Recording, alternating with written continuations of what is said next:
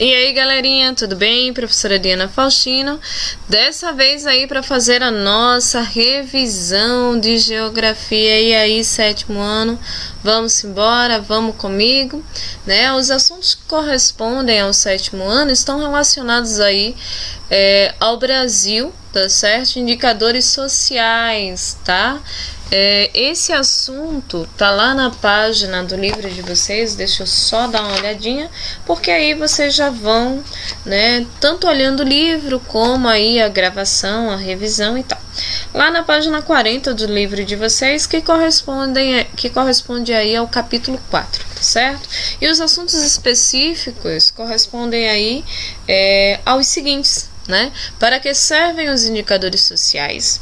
As mulheres passaram aí a ter menos filhos, aumento da expectativa de vida e o número de idosos e pirâmides etárias. Professora, a senhora não está fazendo questões, não? 7º ano já está bem aí ciente de como é a nossa forma de revisão, né, mediante os tópicos, para que fique um pouco mais aí memorizado, que vocês possam guardar por mais tempo na memória, tá certo? Então, vamos lá. Para que servem aí os indicadores sociais? Certo? Bom, os indicadores sociais, isso vai ser importantíssimo para vocês, então se liguem nessa dica, tá? Podem ser utilizados para determinar se um país está em desenvolvimento, ou se um país é rico, ou se é pobre, ou subdesenvolvido. Tá certo?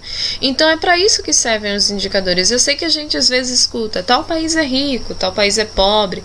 Não, o país tal é desenvolvido, o Brasil não é desenvolvido, o Brasil é subdesenvolvido. E quem é que chega a essa conclusão? São as análises dos indicadores sociais, tá certo? Que vão dizer aí qual é a classificação do Brasil, se ele é um país rico, se ele é um país pobre, se ele é subdesenvolvido, se ele é desenvolvido. E isso é extremamente importante para os países, para que eles possam melhorar em certos aspectos, porque melhorar sempre é bom, tá certo? Então, os indicadores sociais, eles servem para determinar se um país é desenvolvido, se é rico, se é pobre, se é subdesenvolvido. É para isso que eles servem. Bom, um outro conteúdo, um outro assunto específico que vai cair aí na nossa verificação de aprendizagem, tá certo? Corresponde às mulheres. As mulheres, elas passaram a ter menos filhos ao longo dos anos, tá? E alguns fatores contribuíram para isso, certo? Que fatores foram esses, professora? Na verdade, foram conjuntos, por isso que alguns fatores, né? Seria aí o aumento da participação da mulher no mercado de trabalho. Quando a mulher começa a trabalhar, ela passa a ter mais tempo dedicado ao trabalho do que ao próprio lar, e isso faz com que reduza o número de bebês, tá certo? E a vontade dela de querer ter filhos.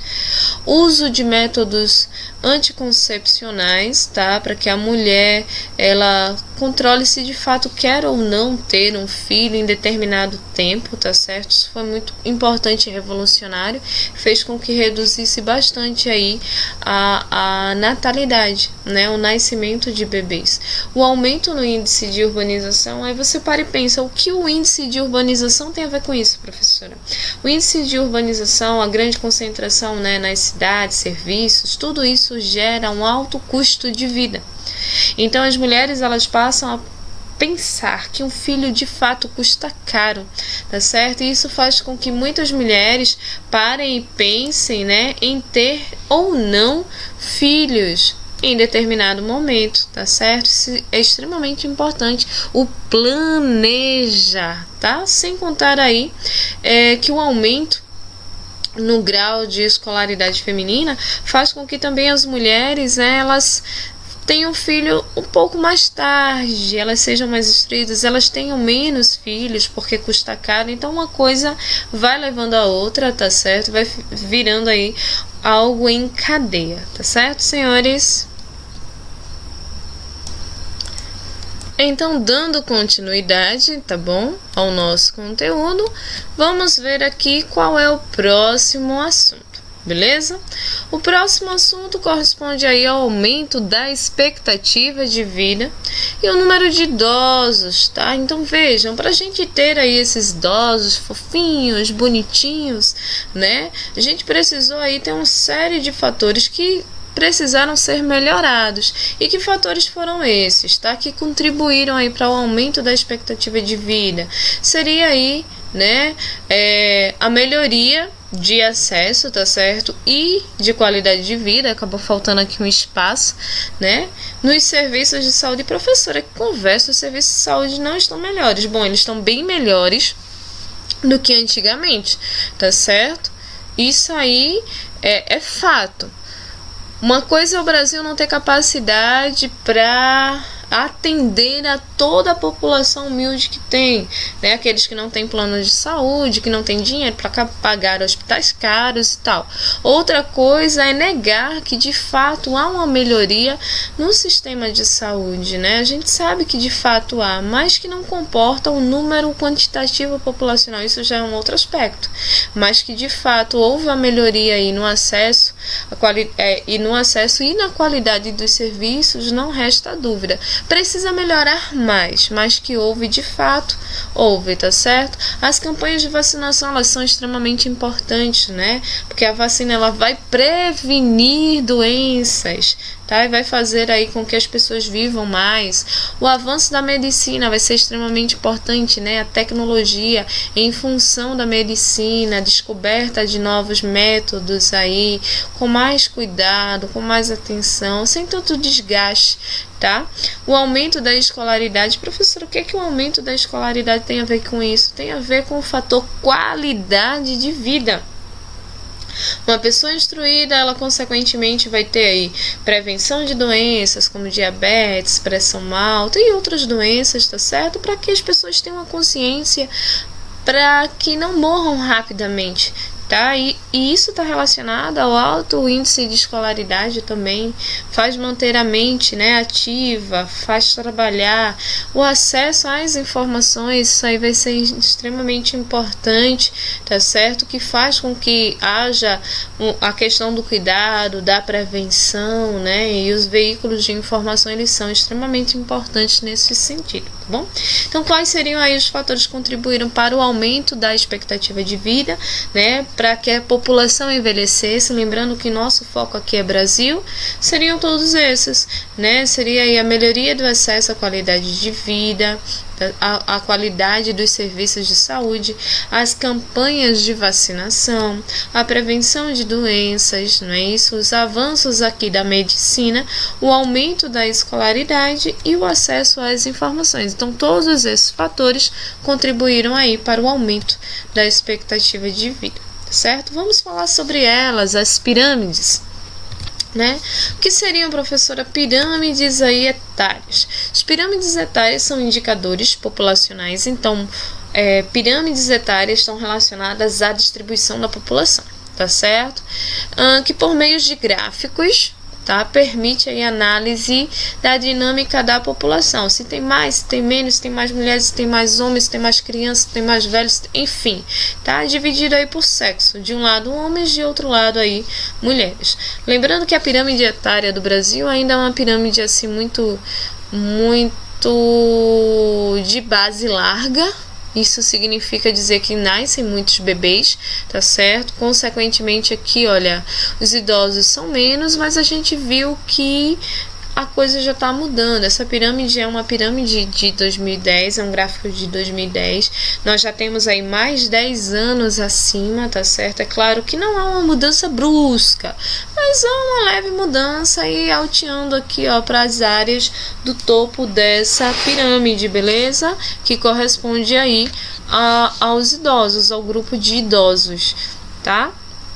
E isso faz comprovar o que eu acabei de dizer a vocês. Seria o aumento da expectativa de vida daqueles fatores que foram trabalhados ali, tá bom? Existe uma expectativa que diz, né, que em 2060 a população do Brasil ela vai estar bem mais velha. Isso vai fazer com que sua base, tá certo, diminua. Houve uma diminuição na quantidade de bebês, de crianças, e houve aqui um aumento no número de idosos, um aumento considerável. Isso significa, né, que há uma tendência do Brasil, né, se tornar um país aí velho, tá certo, de população velha. A população ela está envelhecendo a população brasileira, tá certo? Isso significa dizer que a gente tem um pouquinho aí de qualidade de vida, que a gente já está pensando nessa situação, tá bom? Um outro assunto que vai cair, né, na nossa verificação de aprendizagem é a industrialização brasileira, tá? Que está lá no capítulo 5 do livro de vocês. Os assuntos específicos seriam aí o aumento da migração, campicidade, né, ao qual a gente dá o nome aí de êxodo rural, o café, que vai proporcionar aí as bases da industrialização, tá certo? E os tipos de indústria, beleza? Vamos detalhá-los. Falando aí um pouquinho sobre a migração, tá certo? As indústrias, elas foram instaladas no Brasil, foram instaladas indústrias assim indústrias de consumo, né, relacionada ao sabão, à produção de vela. Na última aula eu falei isso com vocês e até disse, né, que falei da história da mãe de Candinho e tal, que ela tem uma fábrica de sabão e era muito comum naquela época, tá certo? Hoje não, a industrialização brasileira, ela mudou completamente do que era no passado, mas a gente precisa entender como surgiu, né? A industrialização no Brasil nunca foi o forte do Brasil sempre foi agrário, a produção primeiro da cana-de-açúcar, depois do algodão, depois do café, tá certo? Então vieram algumas indústrias aqui para o Brasil, mas indústrias muito rudimentares, de tecido, indústrias que não davam tanto dinheiro assim, tá? Então eu posso dizer que a industrialização no Brasil, ela é considerada tardia, tá certo? Aconteceu de maneira tarde, aconteceu tarde, beleza? Já por volta do século XIX, então foi algo que aconteceu aí bem depois, né? A industrialização que no mundo começa a partir do século XVIII, tá certo? Iniciando pela Inglaterra e depois pelos outros países da Europa, e no Brasil vai surgir apenas 100 anos depois, de maneira muito lenta, de maneira muito rudimentar, tá bom? Professora, e essa migração campo-cidade aconteceu como? Porque vejam, quando as indústrias vieram para cá, o Brasil era essencialmente rural, essencialmente aí agrário. Então surgiu uma nova ideia de mudança de vida, de melhorar de vida, de oportunidades de trabalho e tal. Então muitas pessoas saíram do campo para a cidade, fazendo aumentar essa migração, tá? Por isso que hoje as cidades, elas comportam, né, um quantitativo populacional muito maior do que o campo, porque as pessoas veem a oportunidade de trabalho, de qualidade de vida, de melhorar nesse sentido, tá? Nas cidades, beleza? Então as pessoas ficavam ao redor, à margem aí das fábricas, né, das indústrias, beleza? Fazendo essa migração campo-cidade, ao qual se dá o nome de quê? Êxodo rural, tá bom? Dando aí continuidade, vão ter dois camaradas que vão ser muito importantes para a industrialização no Brasil. Um que vai ocorrer, né, em 1930 e um que vai ocorrer em 1950. Em 1930 é o Getúlio Vargas, que vai ver que o Brasil precisa, para se tornar um país importante, um país desenvolvido, ele precisa se industrializar, porque era assim que os outros países estavam fazendo, certo? Então ele começa a trazer para o Brasil indústrias mais pesadas, indústrias que de fato geram dinheiro, tá bom? Um outro camarada foi o Juscelino Kubitschek, tá? Que devido aí a um plano de industrialização muito grande, ele ganhou meio que a política, dizendo que iria transformar o Brasil 50 anos de atraso em 5 e iria desenvolver o Brasil ia ser um país assim top. Claro que nenhum dos dois funcionou de maneira muito efetiva, mas foram extremamente importantes, porque aí abriu as portas para que a industrialização de modo diferente e mais forte viessem para o Brasil, tá certo? Então, tanto Getúlio como Juscelino, eles foram muito ousados nas suas propostas de industrializar o Brasil e foram extremamente importantes, tanto é que estão na história até os dias atuais, tá? Professora, que de fato vai cair sobre aquele assunto seria aí o aumento, né, na concentração populacional das cidades ao redor aí das indústrias, tá certo? A migração, né, campo-cidade, dar-se o nome aí de êxodo rural, e a gente entender um pouquinho como começou, tá certo? Falar também sobre a industrialização tardia e sobre aqueles dois camaradas, o Getúlio e o Juscelino Kubitschek, tá certo? Que foram extremamente importantes aí e acabaram trazendo para o Brasil uma industrialização mais forte. Professora, no Brasil foi para onde? Para São Paulo. Por quê, professora? Porque lá já tinha o café.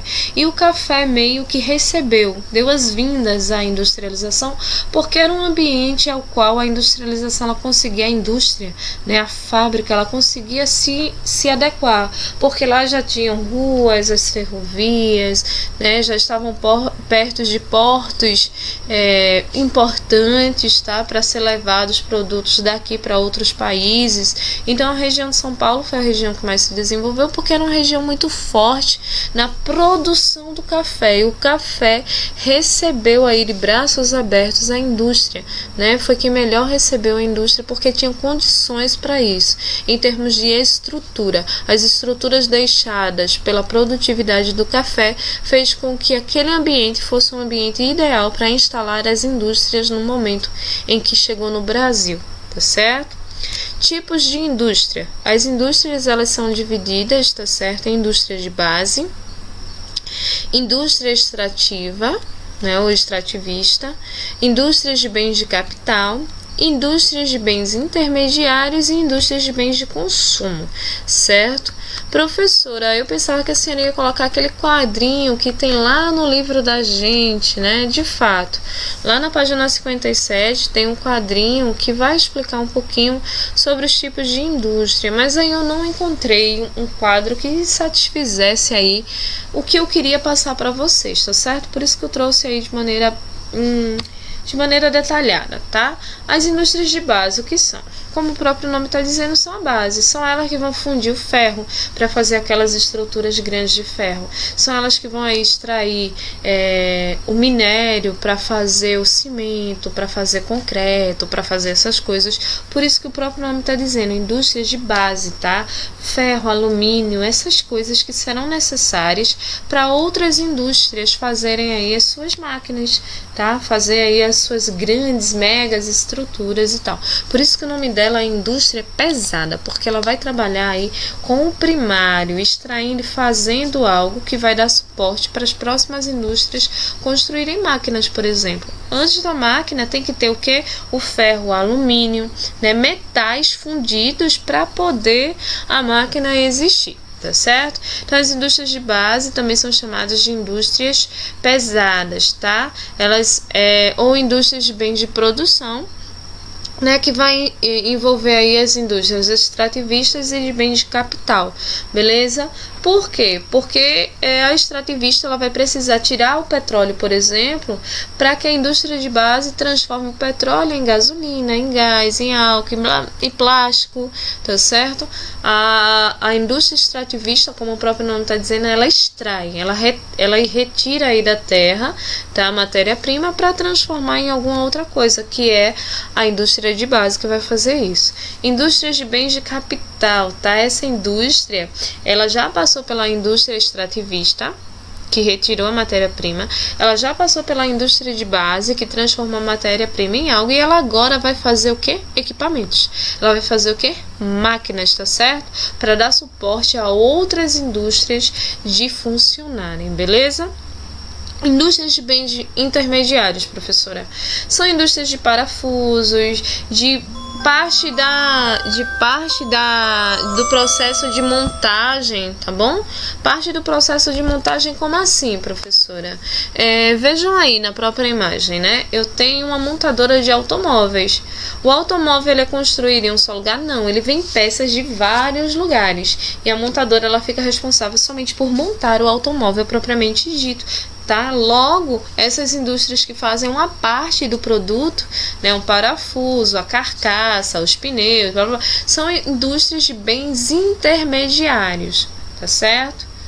O pneu não existe pneu andando por aí sozinho, ele tem que estar no carro, ele tem que estar na moto, uma bicicleta, enfim, certo? Então, logo vai ser indústrias de bens intermediários, beleza?